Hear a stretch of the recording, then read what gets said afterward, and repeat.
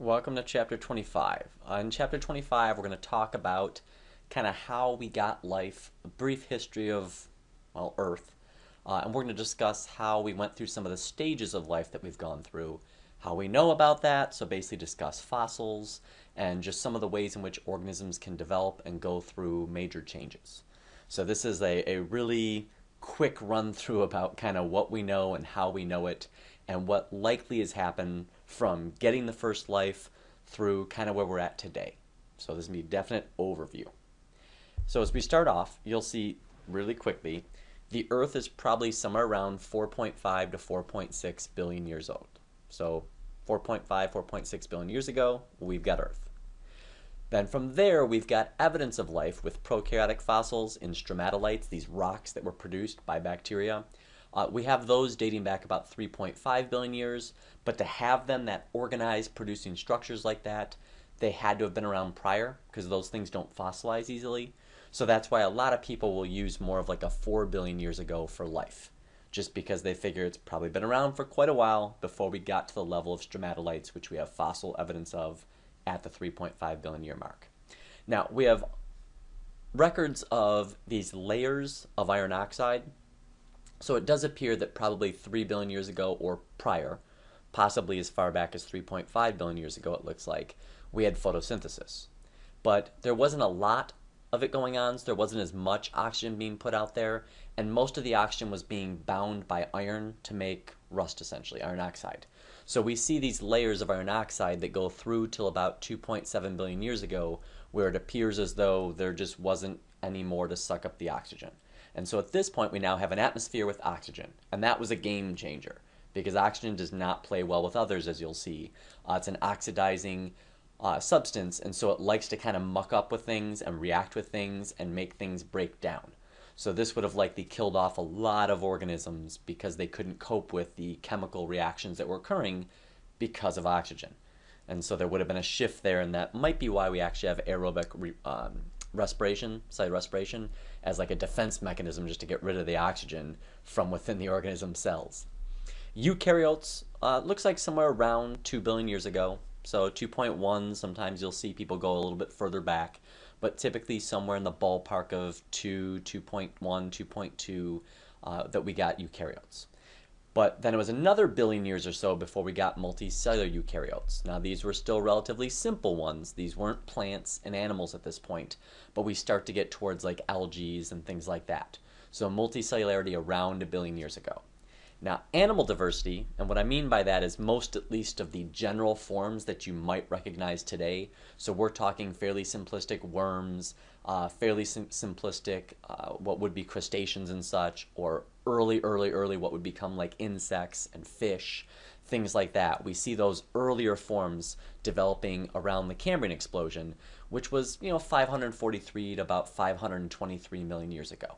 So not that long ago.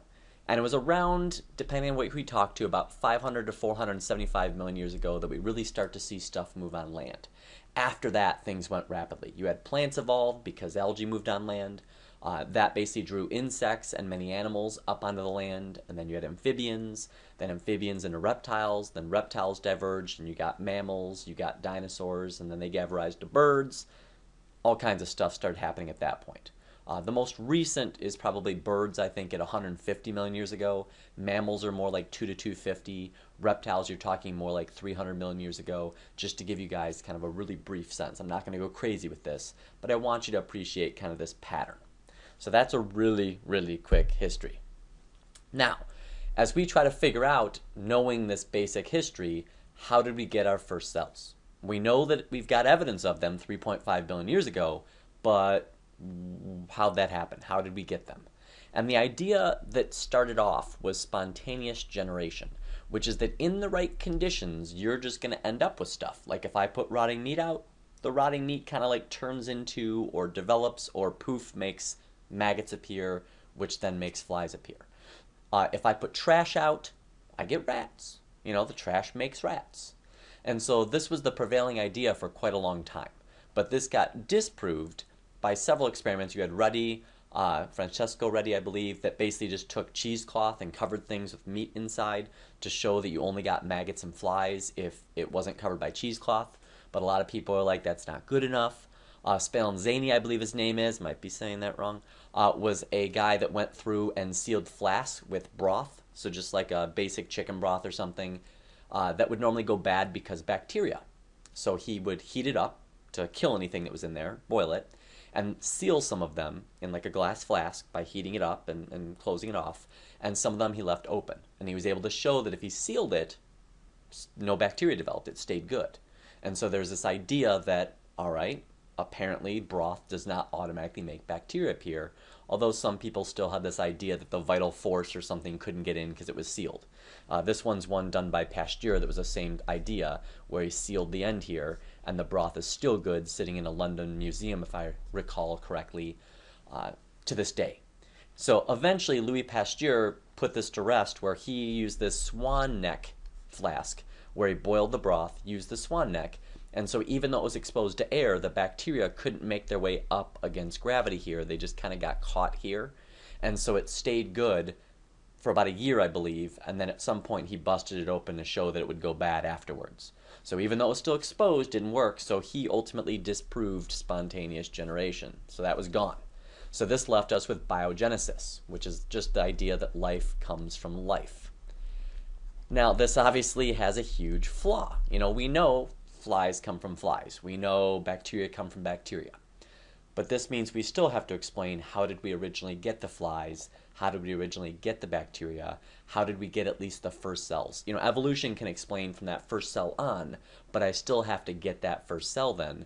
So I need something called abiogenesis. I need to get life from something that's not life. And that takes us to where we're going to go today. So the early Earth was first theorized by Oppert and Haldane. These were two scientists. I believe they were working in the 20s. But they started theorizing and looking at the data to try to come up with what Earth was likely like 4 billion years ago, 3.5 billion years ago, a long time ago. And based on all the evidence we have, there appears to have been no oxygen. So it would have, instead of being oxidizing, been a reducing environment. And a reducing environment's much better if you're trying to build stuff. So they were theorizing that if we have lightning, we've got no ozone layers, so we've got plenty of UV light that's coming in, that's got energy, that can disrupt things. We've got all this volcanic, the vapors, the discharge that you have from the volcanoes. So we have volcanic gases. And so we've got heat from volcanism. So there's lots of conditions in the atmosphere and in the oceans that they theorized could actually allow for the production of organic substances. So you could get organic stuff from inorganic stuff.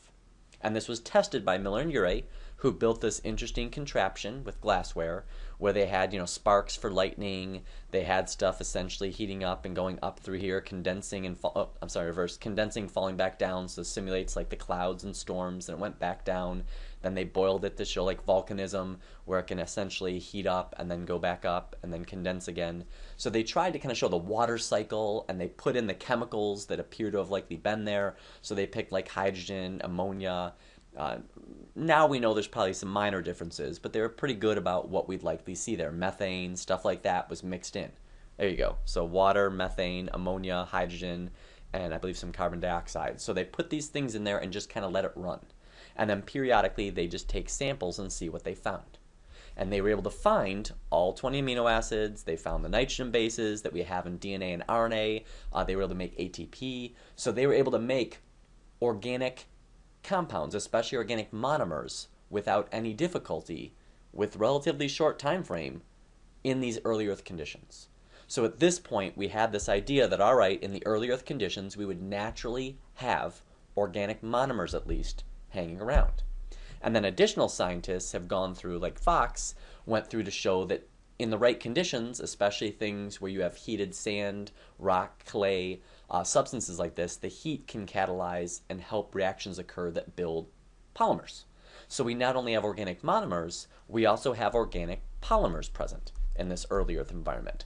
And we don't have to do anything fancy, it just would have happened naturally. So that would have existed that in these oceans, we would have organic polymers.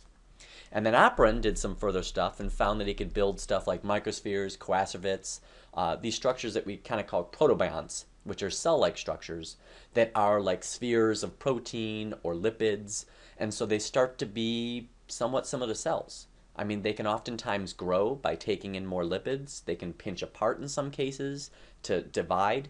So it may not be as controlled as we have now, but if you get a protobiont that binds, that has certain structures inside of it, structures that would have been there, because we already have things like RNA, we already have these polypeptides. So if we got the right guys inside of it that could take care of certain things like metabolism and genetic info, we'd pretty much beat a cell. And this might seem incredibly rare that these, protobionts or coacervates, microspheres, whatever you want to call them, depends on the structure. Liposomes are just one with lipids. But if you have one of these structures that forms, it may seem really rare that it'd grab just the right stuff it needs inside. But if you have oceans full of this stuff, and you have hundreds of millions of years, and so you've got ridiculous numbers of these all bouncing around and being altered and manipulated as they bounce around and combine and split and grab different things, it suddenly starts to become much more likely, much more reasonable. If you buy one lotto ticket, probably not going to win.